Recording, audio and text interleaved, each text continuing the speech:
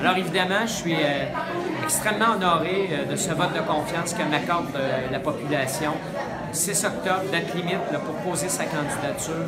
Pour moi, c'est un vote de confiance que je reçois avec beaucoup d'humilité. J'ai toujours considéré qu'être maire de Drummondville, c'est un privilège. C'est un privilège qu'il faut accepter, un privilège aussi qui nous amène à se dépasser. Et pour moi, le fait d'être élu déjà un mois avant la date des élections, ça m'amène à dire qu'il faudra continuer de m'investir avec passion, avec dévouement pour les 4 prochaines années. Alors, je tiens à dire à quel point il y aura des défis emballants dans le mandat qui commence. Des défis, par exemple, au niveau de la poursuite du développement de Drummondville. Le développement économique, certes, mais le développement social, la protection de l'environnement. Il faudra réfléchir ensemble à comment on doit mieux protéger notre patrimoine, comment on peut développer, par exemple, toutes nos infrastructures le long de la rivière Saint-François, une rivière qu'on veut redonner à la population dans le respect de l'environnement. Il y a ce site de l'ancienne usine Fortissimo dont le développement, la mise en valeur sera à l'ordre du jour au cours des prochaines années. Des projets culturels, par exemple, avec la Maison des Arts des Jardins, qui a les besoins pour une salle cabaret. Donc, comment on pourra amener ça de l'avant? Comment se réalisera, par exemple, notre nouveau centre de soccer intérieur, une nouvelle aréna dont on a besoin pour nos jeunes. On vient de louer des centaines d'heures dans des patinoires à l'extérieur de Drummondville parce qu'on ne fournit plus, vu la taille qu'a pris la ville. Alors, beaucoup de défis, du travail qu'on devra faire avec un conseil fort, avec une population impliquée, une population disponible aussi pour être consultée, être écoutée.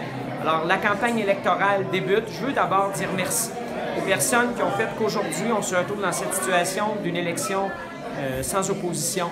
Il y a un travail très, très fort qui s'est fait autour de la table du conseil.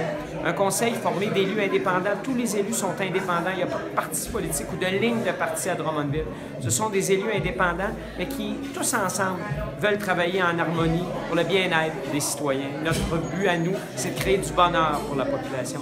Alors, bravo à mes 7 collègues du conseil qui ont été élus par acclamation, 5 qui ont été réélus, les 2 nouveaux conseillers qui se joindront à l'équipe, M. Jean Charest, M. Dominique Martin, mais également ceux qui sont réélus par acclamation. Je souhaite également une excellente campagne aux personnes qui posent leur candidature, qui offrent à la population de les servir au cours des 4 prochaines années dans 5 districts. Alors, aux conseillers, conseillères, sortantes, de même qu'aux aspirants conseillers, conseillères, je souhaite une très belle campagne électorale, une campagne que je souhaite positive, constructive. Il faut déjà en campagne électorale démontrer qu'on est là pour les bonnes raisons, qu'on est là pour la population avant tout. Bonne campagne et surtout, je dis aux gens de Drummondville qui habitent les 5 districts où il y aura des élections, il faut aller voter. Il y aura peut-être moins de publicité autour des élections parce qu'il n'y a pas d'élection à la mairie, il y a quelques quartiers où il n'y a pas d'élection non plus, mais ça ne veut pas dire que vous êtes libérés de votre devoir. Il faudra aller voter et je souhaite un fort taux de participation le 5 novembre prochain. Au cours des prochaines semaines, je serai aussi sur le terrain pour vous rencontrer, pour vous faire part de mes projets pour les 4 prochaines années et pour vous écouter comme j'ai l'habitude de le faire. Merci beaucoup. Bon mois d'octobre. Bonne campagne électorale à tout le monde.